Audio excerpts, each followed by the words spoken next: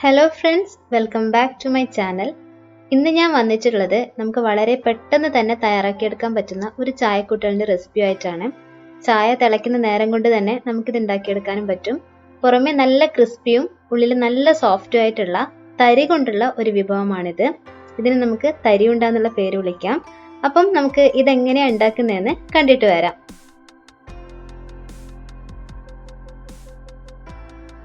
ഞാനിവിടെ 1 കപ്പ് തരിയാണ് എടുത്തിരിക്കുന്നത്.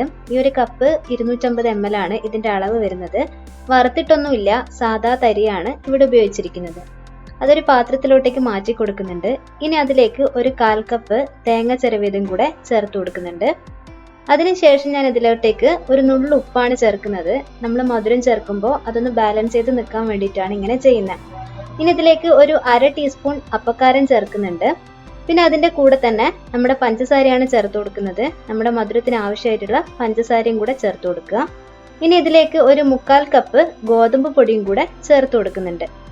ഇത്രയും ചേർത്തതിന് ശേഷം നമ്മൾ കൈ വെച്ചിട്ട് ഇത് നന്നായിട്ട് മിക്സ് ചെയ്തെടുക്കണം. എന്നാൽ മാത്രമേ ഉപ്പും അപ്പക്കാരവും ഒക്കെ എല്ലാ സൈഡിലും നന്നായിട്ട് പിടിക്കത്തുള്ളൂ.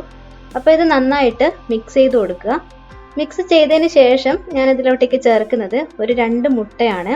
2 മുട്ടയും കൂടെ ഇതിലോട്ടേക്ക് ചേർത്ത് കൊടുത്തതിന് ശേഷം ഇതും കൂടെ നമുക്ക് നന്നായിട്ടൊന്ന് മിക്സ് ചെയ്തെടുക്കാം. അപ്പോൾ ഇതുപോലെ നന്നായിട്ട് ഇതൊന്ന് മിക്സ് ചെയ്തെടുക്കുക.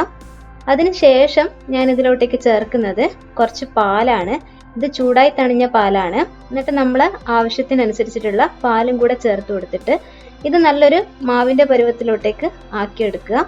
ഒരുപാട് ലൂസായി പോവണ്ട, അതുപോലെ ഒരുപാട് കട്ടിയും വേണ്ട. ഒരു ഒത്ത പരുവത്തിൽ വേണം ആക്കിയെടുക്കാനായിട്ട്. അപ്പോൾ ഏകദേശം നമ്മൾ മാവ് ഇവിടെ സെറ്റായിട്ടുണ്ട്. ഈ ഒരു പരുവത്തിലാണ് നമുക്ക് ആവശ്യമായിട്ടുള്ളത്. ഇനി ഞാനൊരു പാത്രത്തിലോട്ടേക്ക്, ഒരു ചീനച്ചട്ടിയിലോട്ടേക്ക് ഓയിൽ ഒഴിച്ചു കൊടുക്കുന്നുണ്ട്. ആ ഓയിൽ നന്നായിട്ട് ചൂടായി വരുന്ന സമയത്ത് അതിലേക്ക് ചെറിയ ചെറിയ ബോളുകളാക്കിയിട്ട് നമുക്ക് ഈ തരിയുടെ മാവ് അതിലോട്ടേക്ക് ഇട്ട് കൊടുക്കാവുന്നതാണ്. തുടക്കക്കാരുടെ ശ്രദ്ധയ്ക്ക് നന്നായിട്ട് ഓയിൽ ഹീറ്റ് ചെയ്തതിന് ശേഷമാണ് നമ്മൾ ഇതിലോട്ടേക്ക് ഇതുപോലെ തരിയുണ്ട ഇട്ട് കൊടുക്കേണ്ടത്. അല്ലെങ്കിൽ അത് പെട്ടെന്ന് റെഡിയായിട്ട് വരത്തില്ല. അപ്പോൾ അതൊന്ന് ശ്രദ്ധിക്കുക.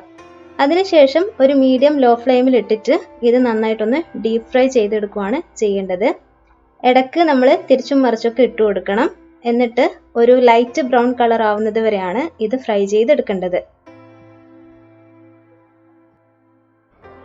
ഏകദേശം ഒരു ലൈറ്റ് ബ്രൗൺ ആയിട്ട് വരുന്നുണ്ട്. നമ്മൾ മുട്ടയൊക്കെ ചേർത്തത് കൊണ്ട് പെട്ടെന്ന് തന്നെ ഇതിൻ്റെ പുറം ഭാഗം ഇതുപോലത്തെ ബ്രൗൺ കളറായിട്ട് വരും. അപ്പം ഇടയ്ക്ക് അങ്ങോട്ടും ഇങ്ങോട്ടൊക്കെ തിരിച്ചും മറിച്ചും ഇട്ട് കൊടുത്തതിന് ശേഷം ഇതൊന്ന് ലൈറ്റ് ബ്രൗൺ ആകുമ്പം നമുക്കിത് കോരി മാറ്റാവുന്നതാണ്.